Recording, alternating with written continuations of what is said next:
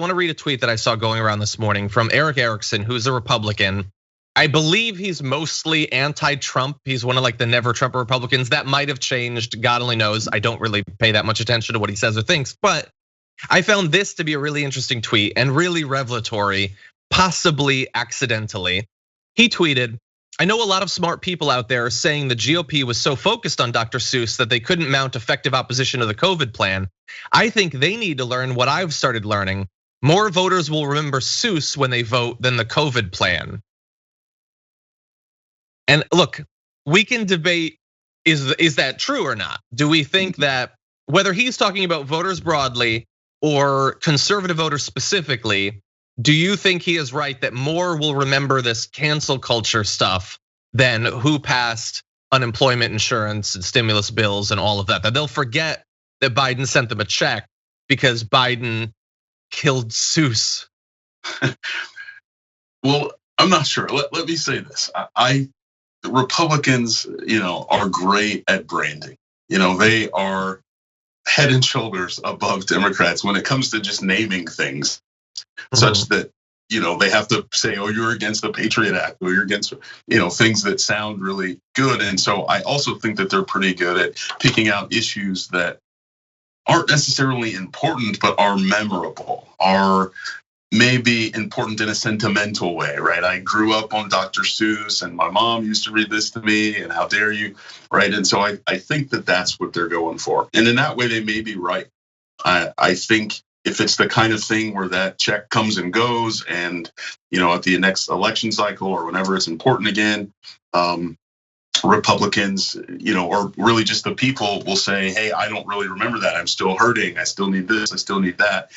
I think if it's a piece of a package that keeps us moving forward and people are better by the time we get to an election or another important, even just media cycle, I think that'll be a different case. But I think if it's just a drop in the bucket and 3 months from now, 2 years from now, folks are still suffering, I think they're not gonna remember it. But they will be able to say, "Oh yeah, they canceled Dr. Seuss," which they didn't, of course, but that's the story.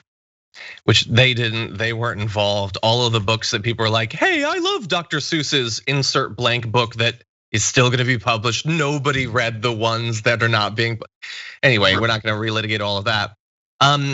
Yeah, look, my only other thought on this to Eric Erickson, I would say, whether you are right or not, and especially if you think that this is true of the conservative voters, doesn't that worry you at all? That like, what if you're right?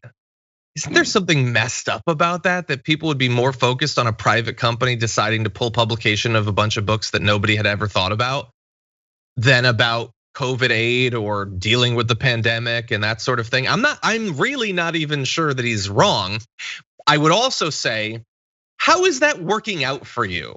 That you've produced this conservative electorate that only cares about this nonsense.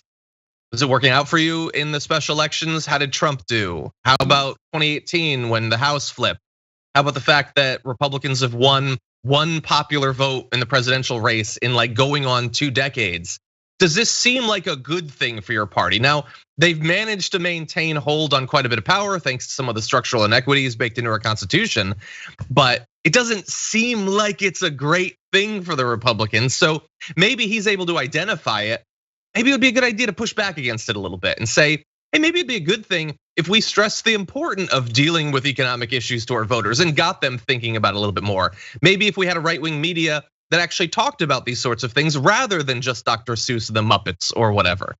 But I sort of doubt that that's gonna happen anytime soon. Well, I see 2 terrible things as happening right now. I mean, I don't know if this is terrible, but it just looks bad at least, which is, saying those quiet parts out loud. I think probably Democratic politicians as well, but certainly Republican politicians of kind of just saying the outright indefensible political thing, right? I'm doing this to get votes, or I'm doing this to, not allow this group of people to vote, or whatever it is, or to just defeat my opponent. I feel like that type of stuff used to be hidden a little bit, at least outside of the campaign. It used to be hidden that, you're not just doing things to defeat your opponent, you're doing things to help your constituents. And I feel like some of that has been lost. And the other thing is, and I mean, this has been going on for a while, and it's almost a problem inherent in democracy if it's not addressed, which is to say this kind of populism, which is letting the people kind of dictate what the leadership is doing rather than the leader saying, hey, this is what's important, this is what we need to focus on, right? Speaking to your constituents rather than just kind of reacting to every whim that they have. Mm-hmm. I think we're missing leadership in many areas of our government. I'm predisposed to agree with you there.